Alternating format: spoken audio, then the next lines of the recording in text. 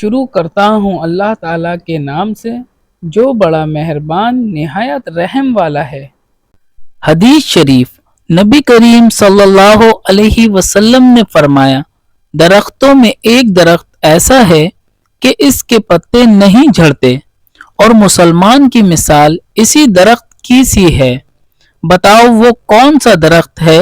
یہ سن کر لوگوں کا خیال جنگل کے درختوں کی طرف دوڑا۔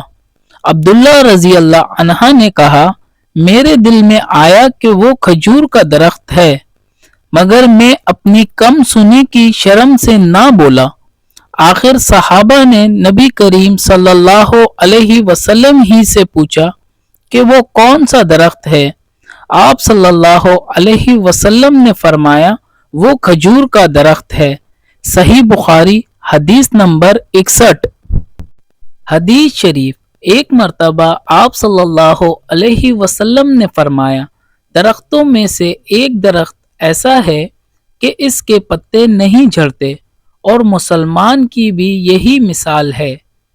بتاؤ وہ کون سا درخت ہے؟ یہ سن کر لوگوں کے خیالات جنگل کے درختوں میں چلے گئے۔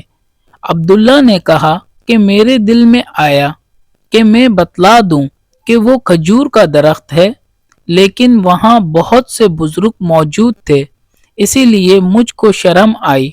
آخر صحابہ نے عرض کیا، یا رسول اللہ، آپ ہی بیان فرما دیجئے۔ آپ صلی اللہ علیہ وسلم نے بتلایا کہ وہ کھجور کا درخت ہے۔ صحیح بخاری حدیث نمبر 62۔